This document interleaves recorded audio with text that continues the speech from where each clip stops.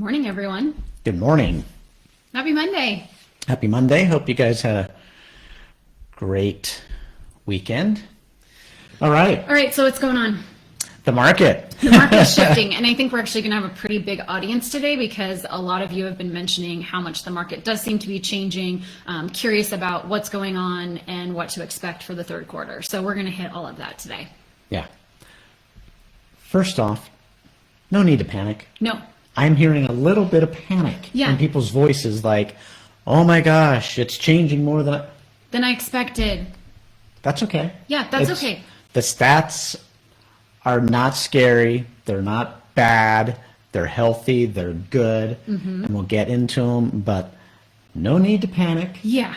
And so I did kind of want to start today with just a little bit of an analogy. I mean, we often talk about homeostasis, and we'll call it our comfort zone. We tend to function really, really well when we know what's going on. And so why I think I'm hearing a little bit of panic in realtors' voices, sellers' voices, and even buyers' voices is because we've entered kind of the unknown. Like interest rates are going up, inventory's increasing, we're seeing things take a little longer to sell, maybe not as high as over asking prices as we were seeing. And so people are like, wait a minute.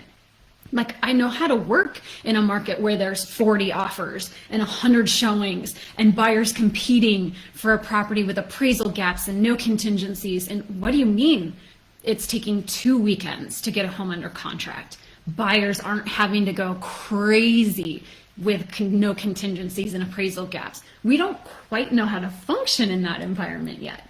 So we're in this different, it's like a different zone. It's just different. Yeah, we're adapting. But it's not. It's different for those of you who are newer to the industry, meaning less than 14 years.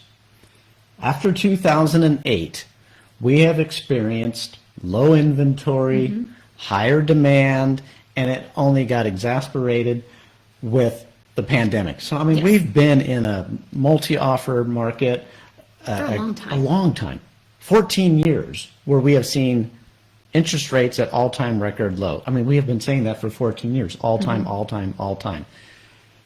Been in the business for 30 years, like myself. We've seen this before. I have experienced numerous wars, gone through the Iraqi First War, the Second War, what happened to the market when we went through those things. We went through the 2008 crash. I mean, we have seen these, but it's been 14. Even 9/11. 9/11, yeah. But it's been 14 years since we've seen an adjustment. Yeah. And so, yeah, if you've been in the business less than 14 years, this is, oh my gosh. This seems different. This seems challenging. I don't know what to expect. But in the grand scheme of things, this is real estate. This is the market, and this is how it works, and it figures itself out. So where are we at? What are the numbers showing us right now? So what was so exciting coming out of June and into July is our inventory nearly doubled compared to June of last year. I mean, we have 6,000 plus listings that are now on the market. That's multifamily, that's single family combined. That was a breath of fresh air. I mean, to really get an increase of inventory like that. Typically from June to July, we see about an 8% increase. We saw 65%. Yeah. That was huge, but what the market really needed. So, remember, we were at an all-time record low, the worst inventory. We were freaking out because we had 1,000 homes on the market, not even enough for 30 days inventory. Yeah. So 65% increase, great. We're still a long ways from where we were back in 2008, 7, 6, 5, 4. Yeah. So the stats that I wrote down is although we doubled from 2021 to 2022, we're still down 5% compared to June of 2020. We're still down 36% compared to June of 2019. And we're still down 80% from what a normal June should be. We should still have 15,700 listings to be a stable market. We're still a heavy, heavy buyer's market. We're a heavy buyer's market? Or excuse me, a heavy, heavy seller's market. Yeah, seller's market. We have not shifted to a buyer's market. No, we have not.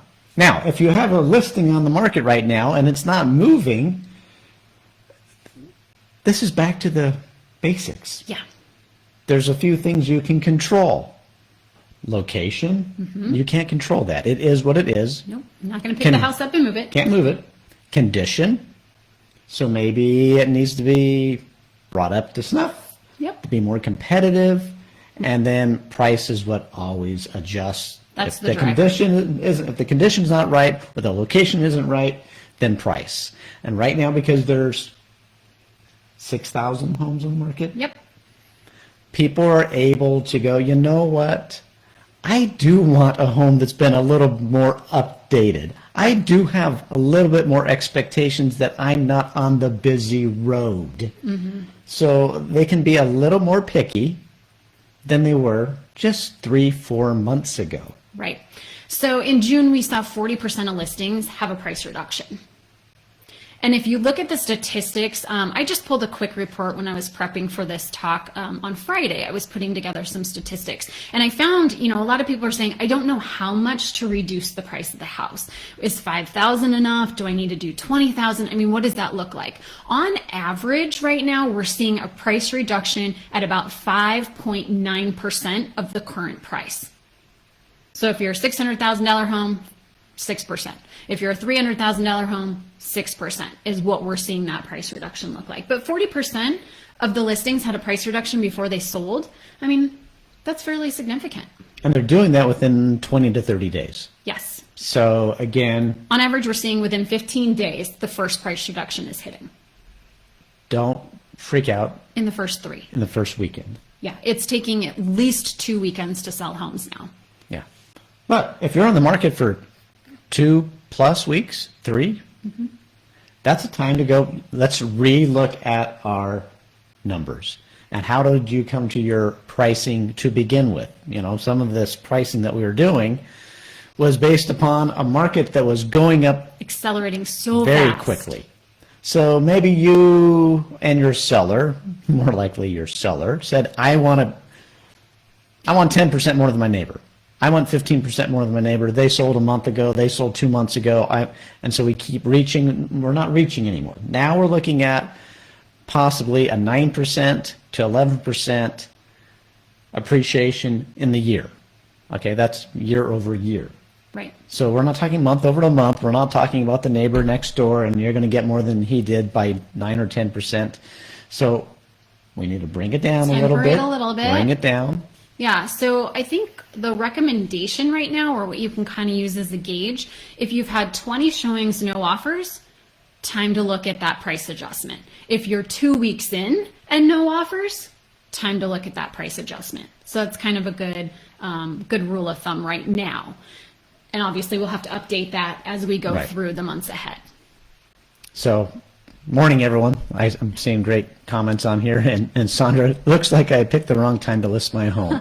I'm going to say no. Perfect You timing. actually picked a perfect We time. just hit the peak, and we're just And we're right here. prices We're aren't right coming there. down. No, they're not Here's the coming thing, down. is prices aren't coming down. We're still up 16% this year. So from January 1st to current, housing prices have escalated 16%. So when you're looking at listing properties and pricing them, I think that's going to be the hardest part of your job right now is how do I price something? You're going to want to go back and look at the comps and what their original list price was and base your pricing off the list price, not the sales price that they achieved. So we're not going backward in price, we're just not accelerating as quickly. We're going to temper it. But when you have more inventory, that means your home needs to be as competitive in all the areas that we just went over, location, condition, price, as the next one. Yeah.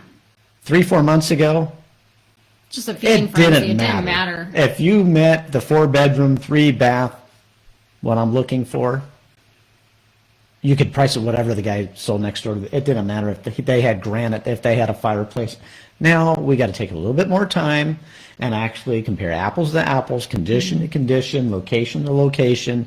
And yeah, if you're in a cul-de-sac, you're going to get more money for your home. Yeah. If you're backing up to a busy road, you're not. And a few months ago, it didn't really matter. didn't matter. It did not matter. Yeah, and the other thing that is a factor is you need to kind of keep in mind that people have the ability, or more people have the ability to work remotely, whether that's, 5 days a week or a couple of days they can work from home. So people aren't tied to a specific area anymore. So your listing needs to be competitive with multiple cities in the Denver metro area. It's not that they specifically have to be in this part of Littleton or this part of Denver. They can actually be more versatile. And if they can get more bang for their buck over here, they'll go do that right now. Right. What other stats did you have over there? You wrote down a bunch. Yeah, so, this is the first time that we've seen inventory actually exceed demand, which is great because it's nice to finally start seeing that buyers don't have to jump the first day that a home goes on the market. They have time to think about things. They have time to be a little bit picky. The median days on market, just to give you guys perspective, it's still only 4 days. So if you're priced right, you will sell within the first 4 days. And I'm going to throw in again, though.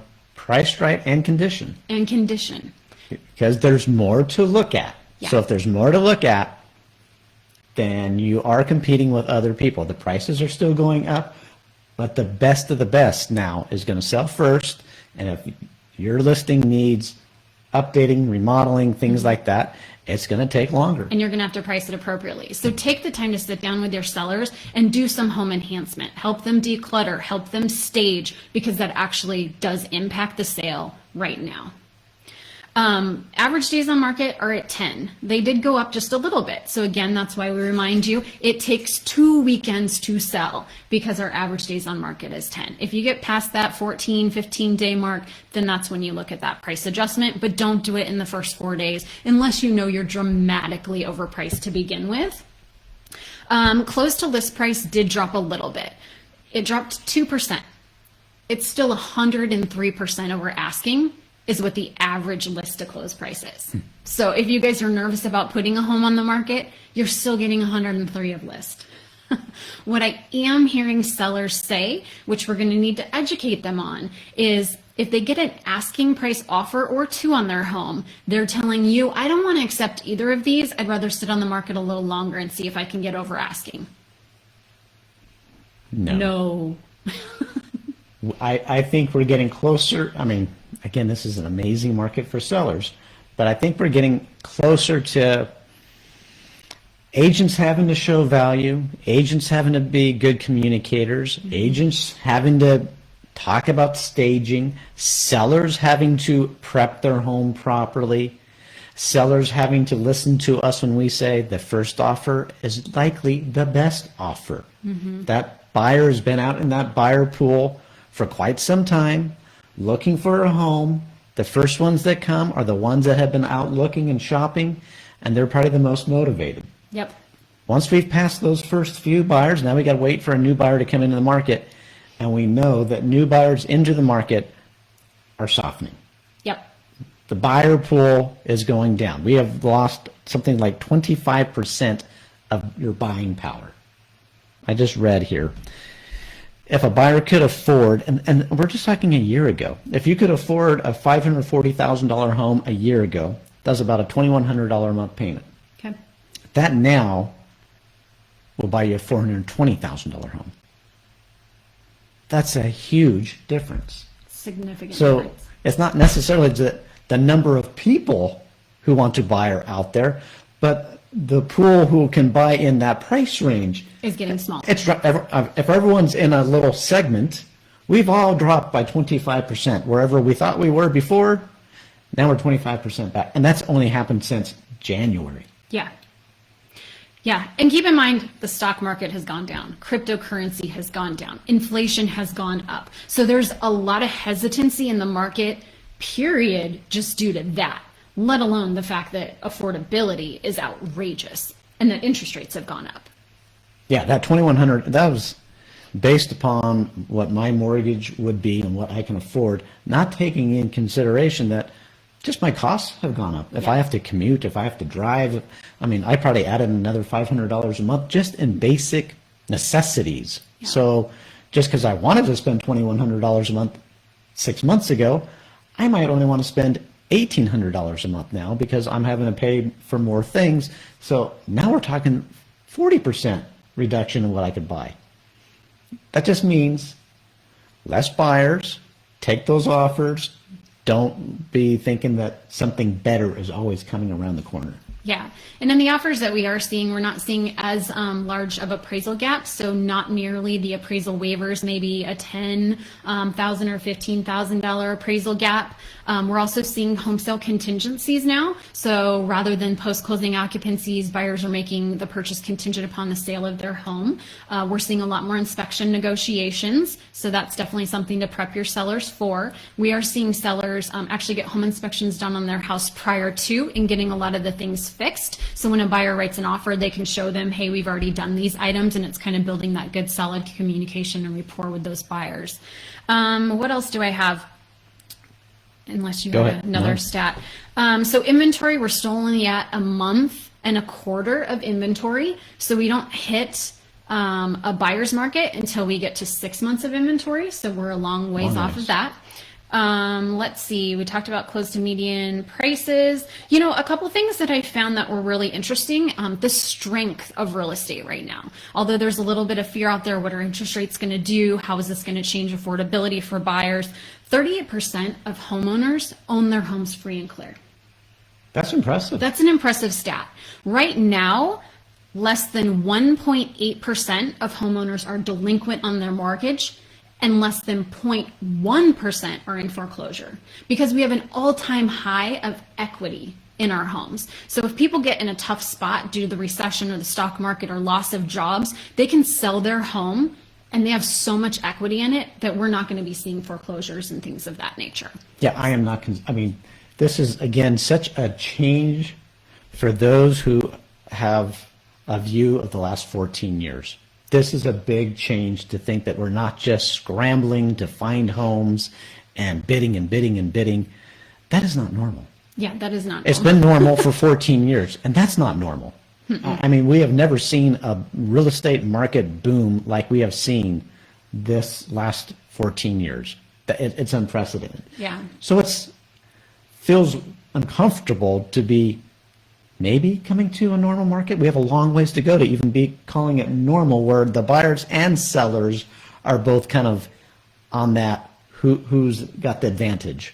Sellers still have the advantage. Yeah, they definitely do. You know, and I think there's a little bit of fear behind the word recession.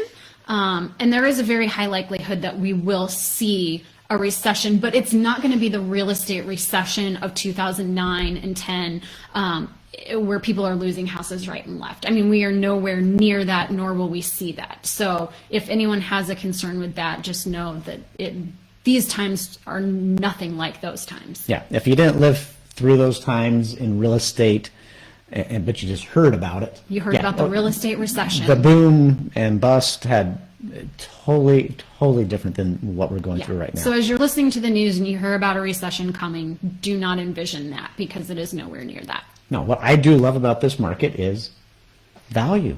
This is when agents really get to shine. Not that you guys haven't worked really hard, but now you really get to shine. Now you really get to advise more the sellers on prepping their home, on properly pricing. I mean, I don't know if we were really pricing homes in the last year. The market was We were putting a price out there, and it was selling for more than what we knew it would sell. We didn't know. Now our expertise is going to come into play more. Our communication is going to come into play more. You're going to have to stay on top of the market quicker and showing your seller what's happening, who just sold. And it might not be they sold for more, they might have sold for a little bit less, and we might have to price adjust and go underneath them just a little bit if we had overpriced in the beginning, which I think we've been doing for quite some time. Yeah. Pricing more and more and more. Now it's going to be tempered a little bit. So yeah, and kind of talking about expectations and predictions, mortgage rates are going to continue to go up this year. Yeah. I mean, I've heard another 3 increases is what we can expect. There's a good chance for 3/4 of a point, if not a whole point. Yeah. Right now is the best time to be taking advantage of the little bump in inventory that we have gotten. If you have buyers that are on the fence or buyers that dropped out, touch base with them, get back in touch with them, because you know what's going to happen. We have 75% of homeowners right now have a mortgage under 4%. They either refied or they bought within the last couple of years. Inventory is going to tighten. I guarantee you next year, as we get more into that recession area of things. And people aren't going to be moving as rapidly because they've locked in such a great interest rate. So why would I go to a 6% interest rate if I've got a 4 and my housing needs are met? You're really going to have to want and need a new home. Yeah. If you're doing just, I'd like to move up, it sounds fun, or I'd like to move down the street because, you know, I like the cul-de-sac. When they look at the dollars, they might not be doing it. Exactly. So it's going to be more, I need to move versus, it sounds kind of fun to move. Yeah. The other interesting statistic is that we're seeing more and more reverse mortgages. Reverse mortgages are at an all-time high, which lets us know that the baby boomers are aging in place. So we're not going to see a bunch of inventory coming out of that older demographic. They're very, very happy where they're at right now. So there are going to be a few things that are going to put pressure on the inventory. So although it feels like we're getting more now, this could be a very short period of time, and we might be back where we were 6 months ago, where we're back at 3,000 listings. Any questions we want to go ahead and there's a address? few here. I just want to read these. So let's see here. Justin. Start at the top and work our way down. Yeah. They have you've got a listing on Peninsula, a couple price adjustments, different area than others, more retirement area. We've worked on the house staging, carpet fixing, have very little showings. Same house just down the road. Needs more updates, but does back to the lake and walkout. Yeah, location. We're going to go back to the basics. If there's a better location, that's going to sell first. If there's better condition, that's going to sell first. And the only way to overcome those two things is with a better price. So yeah. And if you've done 2 price adjustments, I would say go back and evaluate what have other people done as well. Have there been other homes on the market that have come on the market? It looks like you've done that research, but has anything sold? Maybe nothing else has sold. Yeah. If anybody else is doing price adjustments, how substantial are those? Have you done that 6% price adjustment? Or are you slowly whittling your way down? Don't whittle. It's better to rip off the band. Really, your goal is to only do 1 price adjustment. Yeah. And if you miss it, you're going to have to do multiple in pretty big increments. We're talking $20,000 to $25,000 increments. Depending on the price range, obviously. If this is $1 million property, $25,000 is nothing. Yeah. So explain how people shop. Yeah, and I was just having a couple conversations with you guys on the support line last week about how much should I reduce the price. And it really depends on price point and location in the area. But buyers tend to shop in oftentimes $25,000 increments. So say you have a property that's listed at $650 and you're not getting the showings, you're not getting the activity, you've hit your 2-week mark, you've hit your 20 showings, and you reach out to your seller and you say, hey, let's reduce the price, and reduce it down to $640. So you only do a $10,000. Well, you're still getting the same pool of buyers that have already been searching that price point, because most likely they're searching from 600 to 650 or 625 to 675. So you haven't increased the buyer pool at all. You're just waiting for a new buyer to come into the market. Now, if you do a substantial price drop, say to the 625 price point, now you're going to hit people that were only searching maybe 575 to 625, and they missed you because they can't afford up to 650. And so you're going to really want to strategize on those price points and those breaking points of where buyers are actually shopping. Yeah, no, that's a very good point. But remember, 5 to 6% on average is what we're showing. That's average. So if you overpriced it to begin with, because maybe we're going up or whatever, it's going to be greater than 5 to 6%. And when our average sales price is $700,000, 5% of that is $35,000. That's beginning. That's starting. So again, if you're doing a $10,000 price drop, you're just not. You're not quite. You're not doing it. You know, the other thing is sometimes we get a little fancy and creative in markets, and we want to do $479.9. Don't do it. Stick with a round number. Do $480, because buyers are going to shop from $450 to $475, $475 to $500, and you pricing yourself at $79.9 isn't really doing you any favors. Yeah. So, Carol, Lawrence, what if you're out in the country and your listing has been on for a little over 3 weeks? We are considering a seller's concession rather than a price drop. We've had 3 showings, but feel that price really good. Great question. This is a great question. First off, homes in the country typically sell slower. Okay, that's a very small group of people that want to live far out, and especially during inflationary periods. When gas rises, those areas that are further away from the city and from where people generally congregate, go to work, shop, those places slow down. I remember, this is back when we started in Colorado almost 20 years ago, and the market was slow. Castle Rock was like the middle of nowhere. It was. We lived in Castle Rock, and I mean, there's nobody driving out there. I-25. Literally at night. You'd see 5 cars. Nothing. And when the market slowed down, no one was moving to Castle Rock because it felt like it was a long ways out. Obviously, Castle Rock is like in the city now. But Kiowa, that's really way out for the majority of people. And even in a good market, I'm going to say that that's going to be a 6-week, 2-month listing. Maybe at the height of pandemic when At we the were pandemic, all we're all moving spread away. out. Yeah, yeah. And it's like, you know what? We want a place with our basketball hoop and our hot tub and, you know, self-sufficient. Yeah. We're not in the pandemic doing that anymore. We're already hearing people kind of coming back in like, it sounded great to live up in the mountains, and wait a minute, I don't want to live in a small town. I don't want to be in the cold all year round. And Yeah. so, yeah. It's going to take longer. It's going to take longer, but price reduction versus seller concession. Always, always, always price reduction. Yep. You can't search a seller concession. And so I hear the same thing with people that, you know, I don't have any money to update my home, and I know I need carpet, I know I need paint. What if we did a carpet allowance? Look, no one's going to come look at your house because you're improperly priced, and now you're saying, but I'll make it a nicer home. But no, that person's not going to come look at a house that's overpriced. They can go online and see the pictures don't look good, and then I'm not going to go look at it. They're not searching for a seller reduction or a seller concession. Or we're even hearing, the seller's gonna pay points on the buyer's loan to get them a lower interest rate. You can't advertise that in a specific field that allows people to search that criteria. And what will happen though, let's say someone does come to your listing, they really gotta live in Kiowa, even though they think it's overpriced, there's not that much out there, so they're gonna look at it. And if you had in there seller concession, they're going to go, oh, A, I'm going to take that seller concession, and B, you're overpriced. So I'm going to ding you So for I'm going to that. get you twice. It happens every time. They're going to get you twice. So price it properly, price it aggressively.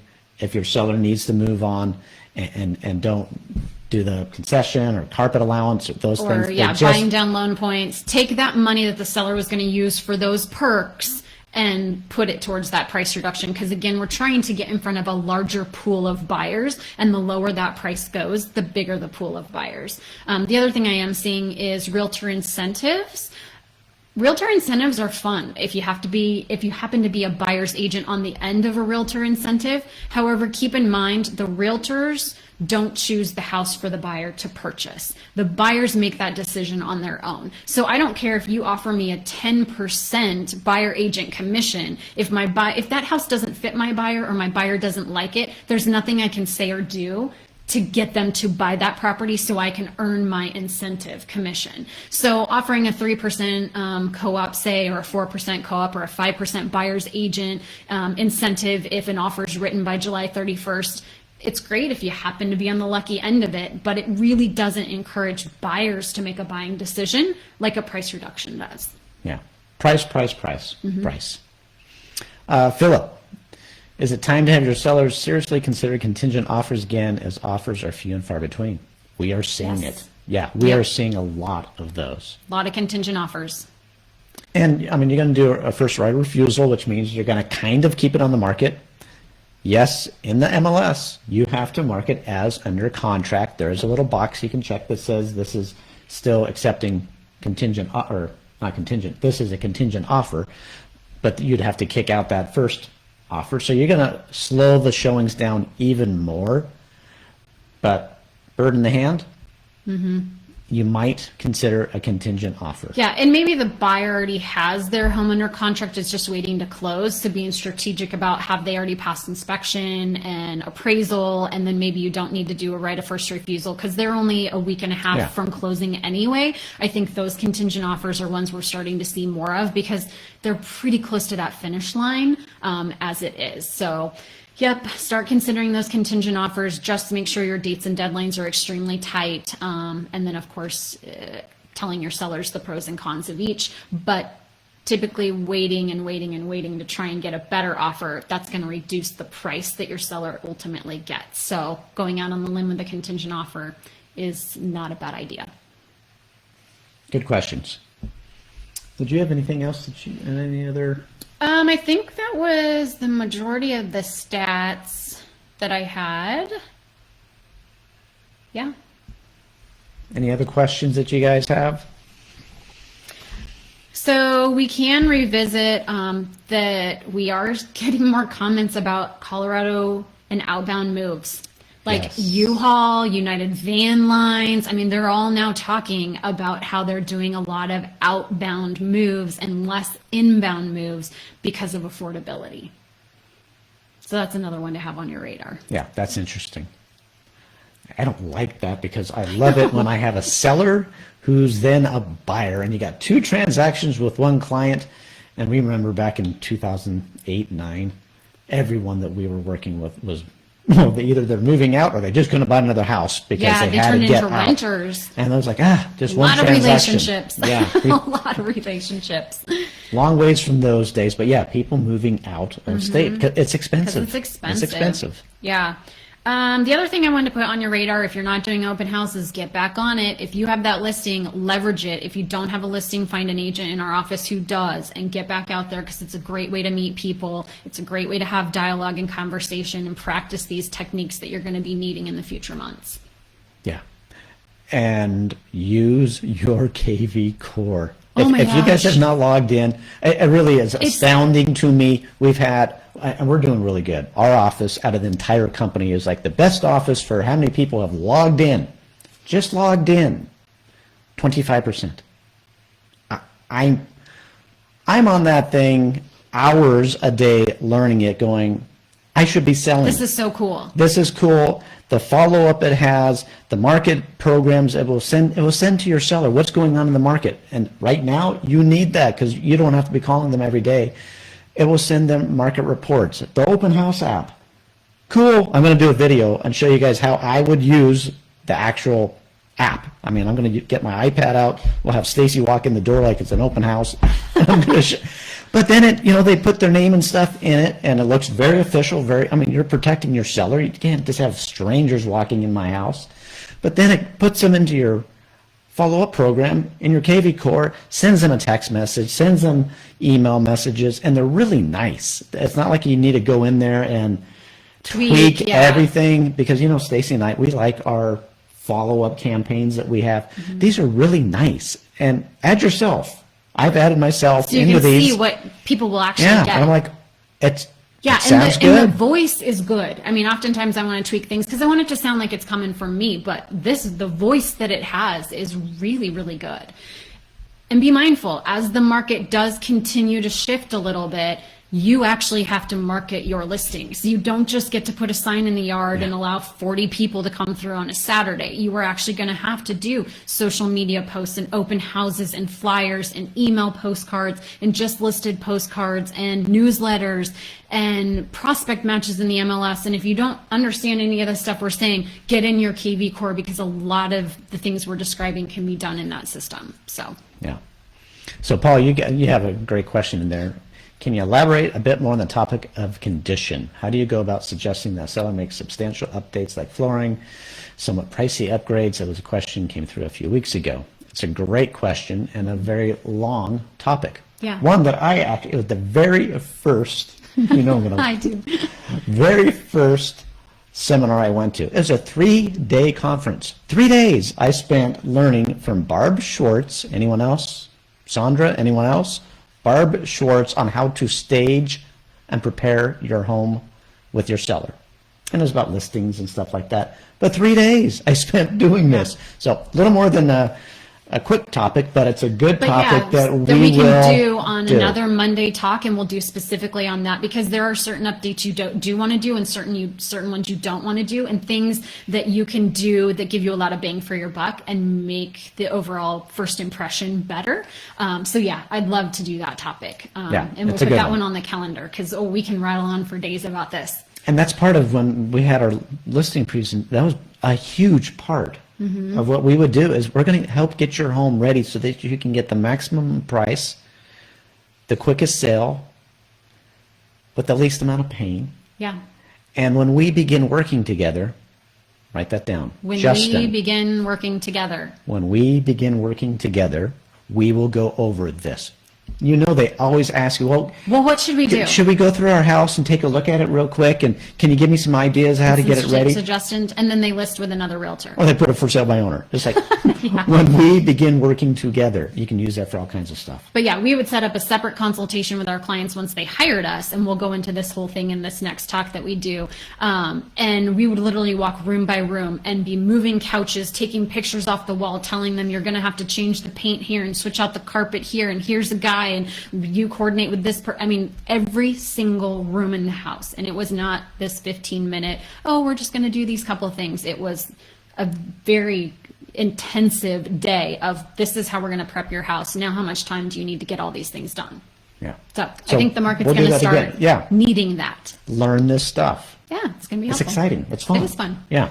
I'm glad, Sandra, glad you got to use the Open House app. Everybody go in. There's a whole little class on just how to use the Open House app.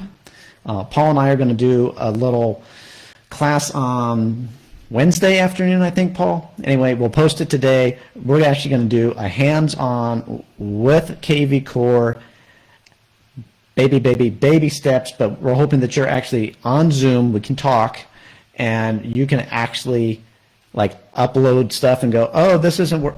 And we'll kind of talk you through some things. And the main thing we're going to do is, how do you upload your database, your sphere of influence, your leads? And if you don't have a database, oh my gosh, I don't know what's going on. We got to get that put together. Yeah. And Sandra, on a completely separate note, thanks for sharing the staging company that you utilize. That's really helpful.